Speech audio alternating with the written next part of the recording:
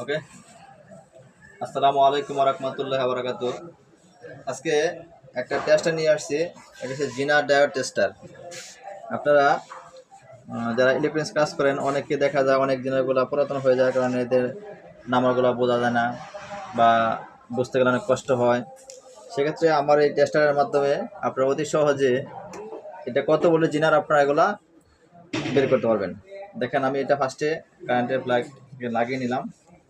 আমার এখানে 13.9 volt show করতেছে। এখন দেখেন, আমি এখানে কতগুলো জেনারেটর রাখছি, আমার জানা নাই কোনটা কত ভোল্টের। তো আমি এটা এখন একটা টেস্ট করবো, যেমন এই জেনারেটর আমি টেস্ট করতে কত ভোল্ট। আমি এটা লাগিয়ে নিলাম এই পয়েন্টের সাথে।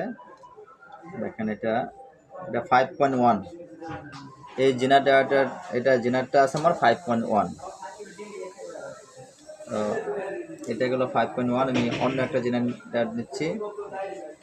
দেখেন, এটা এটা হচ্ছে আপনার 10 ভোল্টের জিনার। 10 ভোল্ট, 10.3 দেখাচ্ছে। 10 ভোল্ট বা 10.3 যাই বলেন, 10 ভোল্টের জিনার।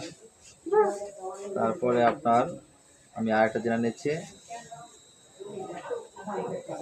এটা হচ্ছে 13 ভোল্ট। এটা ডাইরেক্ট 13 ভোল্টের জিনার।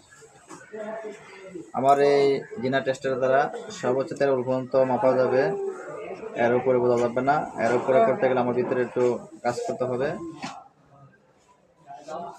এটা হচ্ছে 3.1 ভোল্ট জিনার।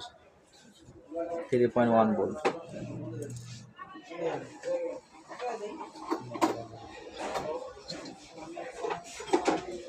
এটা হচ্ছে 3.5 ভোল্ট। 3.5 ভোল্টের জেনার।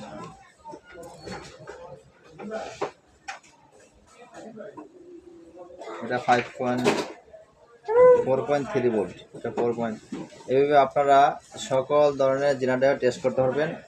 আর এই টেস্টারটা একটা সুবিধা হচ্ছে, এটা যদি উল্টা দেন তাহলে এটা কোনো ক্ষতিগ্রস্ত হবে না। সেক্ষেত্রে ওই ডায়োডের হালকা লিকেজটা দেখাবে। আর যদি আপনি পয়েন্টটা শর্ট করে দেন তাহলে ভোল্টেজ 0 হয়ে যাবে, কিন্তু এটা কোনো ক্ষতিগ্রস্ত হবে না। তো এটা বানানো একবারে সহজ পদ্ধতি, আপনারা নিজেরা বানিয়ে নিতে পারবেন। একটা পাওয়ার সাপ্লাই আর অল্প কিছু পার্টস ফেলে, একটা মিটার অল্প কিছু পার্টস ফেলে এগুলো আপনারা তৈরি করতে পারবেন। আর এগুলো যদি আপনাদের কারোর প্রয়োজন হয়, আমাদের কাছ থেকে নিতে পারবেন, আমরা এগুলো তৈরি করতে পারবো। তো আজকে এই পর্যন্ত। আসসালামু আলাইকুম রহমতুল্লাহ।